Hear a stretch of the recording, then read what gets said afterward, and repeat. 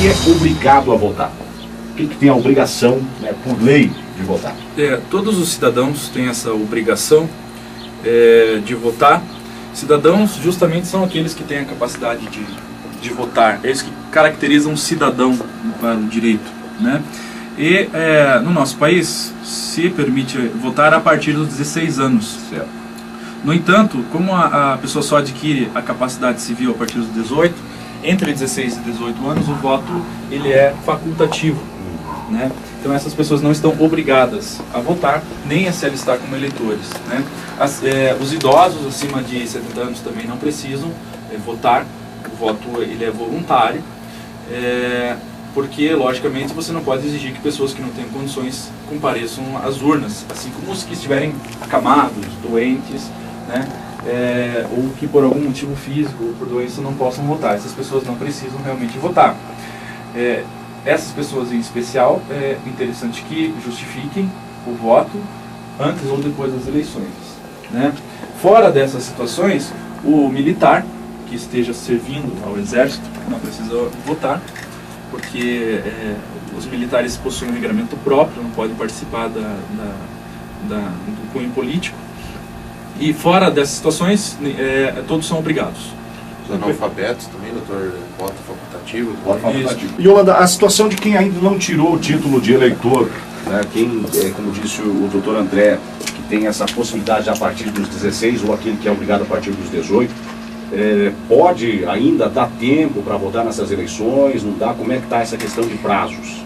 Não é possível. O último prazo foi até o dia 9 de maio, onde as pessoas poderiam retirar o título pela primeira vez, ou proceder à transferência, ou uma revisão.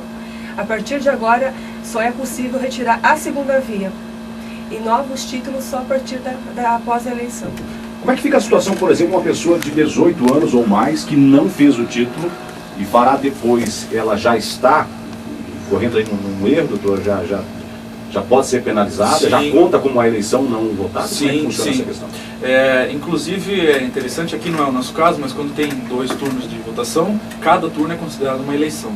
Então, a cada momento que o cidadão é chamado à urna, isso é uma obrigação imposta a ele. E plebiscitos também? Plebiscitos, referendos, né? Qualquer votação que envolva a justiça eleitoral é uma obrigação comparecer. Não comparecendo, ele tem a possibilidade de justificar antes, no momento ou até depois, né? E o não comparecimento por 3 vezes seguidas nas urnas implica o cancelamento do título. Não significa que o sujeito perdeu o seu direito político, né? Simplesmente está cancelado aquele título, aquele documento eleitoral, para evitar fraudes, evitar outras situações. E o sujeito ele é apenado com multa, né? Então essa multa, se não me engano, para a primeira vez é R$3,50, mais ou menos esse valor. E ele tem que recolher essas multas para obter a quitação eleitoral.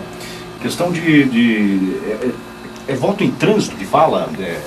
Quem está fora do domicílio, quem está viajando, quem está numa outra cidade, chegou há pouco tempo, essa questão como é que funciona? Para eleições municipais, na verdade, o que nós temos é a justificativa. Então, o eleitor que não estiver no seu domicílio no dia da eleição, estando em qualquer outro município, ele procura uma sessão eleitoral e justifica a sua ausência. Essa justificativa, ela funciona, eu estou lá passeando, lá na casa da minha avó, da minha mãe, ela tem que ter uma justificativa, digamos que plausível, ou somente justificar que não está no local da votação? Somente comparece a uma sessão eleitoral, dizendo, né, apresentando o título e que não está presente na sessão e vai justificar. Certo. Dúvida também, quais os documentos que são necessários no momento da votação? Título de eleitor, mas se o eleitor não tiver o título em mãos, também pela identidade. Só pela identidade? Isso, pode também votar. é possível votar. Muito bem. Agora nós entramos numa outra questão, doutor André e doutor Alfredo, e também Yolanda, que é a questão das eleições, do que pode e o que não pode. Por exemplo, nas eleições, no dia da eleição. Hoje nós fazemos a eleição no domingo. Tá? Por exemplo, funcionamento de comércio. O pessoal pode fazer normal, funcionar o comércio, o supermercado, de repente uma loja que tradicionalmente funciona no domingo, isso pode acontecer? Pode, não há vedação nenhuma, né? Desde que os funcionários possam sair? Sim, não há vedação nenhuma ao exercício da vida comum, né? As eleições, elas são apenas uma escolha de candidatos, não altera a vida da sociedade em comum, nem poderia ser. A questão da manifestação, né, das pessoas. Existe um ponto chamado manifestação individual, por exemplo. Hoje o pessoal já não usa mais, mas com a questão lá do número do candidato, um adesivo, até um boné, essa coisa, pode, manifestação individual? Pode, é uma manifestação silenciosa e individual, né? Certo. Normalmente um broche, um adesivo, uma bandeira, ele pode. Camiseta não pode, boné também não pode. Então é uma manifestação individual. E também não pode ficarem juntos, vários eleitores juntos, tendo ali um adesivo ou uma propaganda de algum candidato. Caracteriza uma padronização, digamos assim. Isso, não pode, é verdade. Hoje em dia essa questão de brindes até foi uma boa para os próprios candidatos, que evita até o gasto e coíbe também a questão dessa prática nociva até de até fazer com que o eleitor faça a propaganda para o candidato. E é uma questão já bastante conhecida, mas é bom sempre ressaltar, porque não pode, né? Caneta, né, um boné, camiseta, hoje em dia já quase não existe mais, mas é bom ressaltar que não pode, né? Não pode, né? Qualquer tipo de bem que gere uma vantagem para o eleitor, não é possível distribuir, né? Isso aí caracteriza a captação ilícita de sufrágio e pode dar sanções junto à Justiça Eleitoral. Não só no dia das eleições, mas um candidato que tem de repente um veículo, fazer um transporte, um favor lá para um amigo, pode caracterizar esse favorecimento? Pode caracterizar. Veja, eu ressaltei bem para os candidatos e gostaria de deixar bem claro para a população. O artigo da lei, inclusive, fala que são vedados na campanha eleitoral a confecção, a utilização e a distribuição de camisetas, chaveiros, bonés, canetas, brindes, cestas básicas ou qualquer outros bens, materiais que possam proporcionar vantagem ao eleitor. Ou seja, eu deixo isso bem claro e frisado. Se não pode dar uma caneta, nem uma caneta o candidato pode usar, quem dirá dar o transporte, fazer uma janta em casa, fazer um jantar beneficente, distribuir camisetas, né? Ou seja, a ideia da legislação eleitoral é que o candidato fale dos seus projetos, que o candidato explique quem ele é, o que ele pretende fazer e pare de fazer firulas, entregar balão, fazer festa, showmícios, foram todos vedados, né? Participação de artistas, esse tipo de coisa.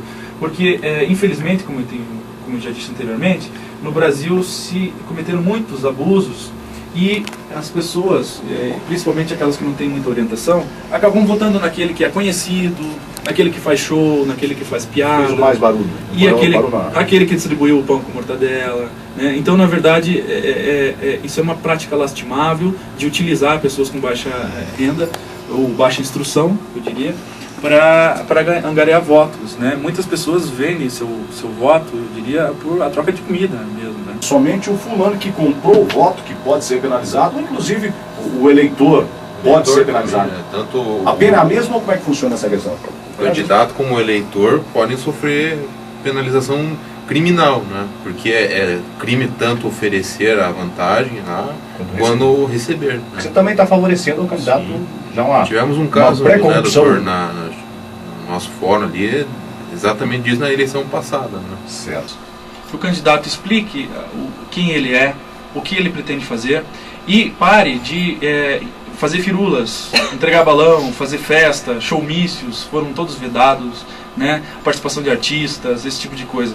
Porque, infelizmente, como eu já disse anteriormente, no Brasil se cometeram muitos abusos e as pessoas, principalmente aquelas que não têm muita orientação, acabam votando naquele que é conhecido, naquele que faz show, naquele que faz piada. Fez mais barulho. E aquele que distribuiu o pão com mortadela. Né? Então, na verdade, isso é uma prática lastimável de utilizar pessoas com baixa renda, ou baixa instrução, eu diria, para angariar votos. Né? Então, eu recomendo aos eleitores que, havendo o interesse de denunciar alguém, vão até o cartório, né? Eu posso garantir o sigilo para essa pessoa, no entanto ela vai ter que se identificar, né? São duas coisas diferentes. Eu posso garantir o sigilo para que não apareça o nome dela, se ela tiver algum risco de vida, alguma coisa assim, mas ela tem que se identificar, precisa saber quem é essa pessoa, né? E o denunciado, desculpa doutor, o denunciado não ficará sabendo somente... Em casos que a gente sentir que for extremamente necessário, que houver um risco de vida, alguma coisa assim, a gente pode garantir o sigilo, né? A lei de proteção a testemunhas, né? Yolanda, como é que é o funcionamento? Vai ter um horário especial? Vai ser prolongado esse horário do cartório eleitoral? Como é que funciona? Ou já existe, já está definido esses horários? Como é que o cidadão pode proceder? O doutor já falou, vocês fazem essa filtragem primeira dessas denúncias? Como é que funciona essa situação? O cartório já está no horário especial para a eleição, então de segunda a sexta, do meio-dia às 7, tem um atendimento. Aos sábados e domingos e feriados, atendemos em regime de plantão, da 1 às 5, então o eleitor pode vir também nesses dias. Deixa eu ver aqui, no caso, se o candidato comprova o voto de uma pessoa e a própria pessoa denunciar isso no fórum, ela também vai ser punida, doutor? Certamente. Ela também tem aquela questão, né? Para o cara poder pegar o candidato, às vezes ele vai aceitar a vantagem. Ou não. Mas ele está cometendo crime também. Porque, veja, o crime do candidato, ele já está consumado na simples oferta. Não precisa haver recebimento de valores. O candidato ofereceu o valor, já cometeu o crime, já pode ser preso, inclusive, em flagrante. Mas é questão do eleitor, né? E o eleitor, se ele solicitar essa quantia ou receber, estará cometendo crime. É uma coisa importante lá. A população, não sei se sabe, existem 7 impostos federais em vigência, 3 estaduais e 3 municipais. É bastante dinheiro que nós pagamos, né? Ela tem que pensar no coletivo ali, né? Às vezes ela reclama que paga muito lá, mas nós sabemos que em grandes situações, etc., há desvio desses valores ali por corrupção, né? E se a pessoa não votar em candidatos idôneos, vai jogar fora um dinheiro enorme lá que poderia ser aplicado em educação, saúde, né? E ela tem que pensar nisso. O meu dinheiro vai ser investido em pessoas idôneas. E esse meu dinheiro vai fazer diferença para pessoas carentes, para mim, né? Tem que pensar nesse lado, não porque eu vou ganhar um cargo, etc. ali, né? Tem que pensar no coletivo lá quando vai votar. Deixa eu falar da questão do candidato Luiz Koprovski em Diamante do Sul. Como é que está essa situação? Pois é, do seu Luiz Koprovski, aconteceu o seguinte: a gente recebeu o pedido de registro de candidatura dele, e ele juntou algumas decisões do Tribunal de Contas, dizendo que as contas que ele teria prestado em mandatos anteriores dele, né, teriam sido dado parecer pelo tribunal como irregulares, e a Câmara de Diamante do Sul acatou esse parecer. Daí, diante disso, esse tipo de situação gera inelegibilidade. E daí eu propus uma ação de impugnação ao registro de candidatura. Ofereci a petição ali dizendo que era inelegibilidade, né, porque teve as contas rejeitadas. Eu entendi que era irregularidade insanável e gerava ato doloso de improbidade administrativa. São os requisitos para que haja essa inelegibilidade, né? Daí houve a contestação, o doutor julgou procedente, o Luiz Koprovski recorreu e conseguiu reformar a sentença lá no Tribunal Regional Eleitoral. Na situação aqui da candidata Ana Neuli dos Santos, num primeiro momento, como acontece sempre, aqui foi indeferido esse pedido do registro de candidatura, né, doutor? Na verdade, não é como acontece sempre, né? Houve uma impugnação pelo doutor Alfredo, eu julguei procedente, ela recorreu no seu direito de recorrer, foi ao TRE, eles afastaram algumas alegações da sentença e mantiveram o indeferimento do registro. No entanto, ainda está correndo o prazo para ela recorrer e, portanto, até decisão final, ou até que esse prazo acabe, ela ainda é candidata e pode fazer campanha normalmente. A gente conseguiu sanar a maioria das nossas dúvidas, dos questionamentos da nossa população também, mas doutor Alfredo, doutor André e também a Yolanda, se tiverem alguma coisa que a gente de repente deixou passar em branco, fiquem à vontade, né? Fazer aí nossa população. Eu gostaria, em nome da Justiça Eleitoral, dizer que estamos de portas abertas. Eu gostaria que a população participasse ativamente do processo eleitoral, escolhesse os melhores candidatos, recuse qualquer tipo de vantagem e comunique ao Dr. Alfredo, ao Ministério Público ou ao cartório eleitoral qualquer irregularidade que será severamente punida.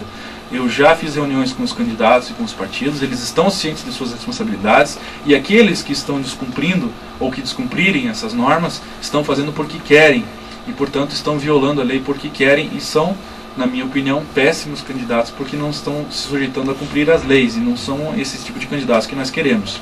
Então, eu recomendo que a população, tendo ciência de irregularidade, grave aí com seus celulares. Qualquer celular hoje tem fotografia, tem gravador, grave, forneça esse material para nós na Justiça Eleitoral, que se ficar comprovado qualquer irregularidade, o meu compromisso é punir severamente os candidatos que estiverem irregulares. Muito bem. Bom, a gente quer agradecer aqui a presença de vocês, muito valiosa, e reafirmar aquilo que dissemos no início da nossa entrevista, da admiração que temos, tanto pelos senhores e também pela Yolanda, pelo trabalho que fazem aqui para a nossa comunidade. E nós dizemos também que tanto o Portal Cantu quanto a Super RG, nós estamos sempre portas abertas para colaborar e trabalhar em conjunto. Afinal de contas, nós vivemos em sociedade, temos o nosso direito e dever também de cumprir as nossas obrigações e colaborar com o bom andamento. Obrigado, Yolanda, pela participação, estamos sempre à disposição de vocês. Eu agradeço, muito obrigada. Doutor André, obrigado pela presença. Muito obrigado, eu que agradeço. Doutor Alfredo também, obrigado. E obrigado pela oportunidade de a gente estar aqui pela primeira vez. Vamos fazer mais entrevistas, aí vamos ver onde está.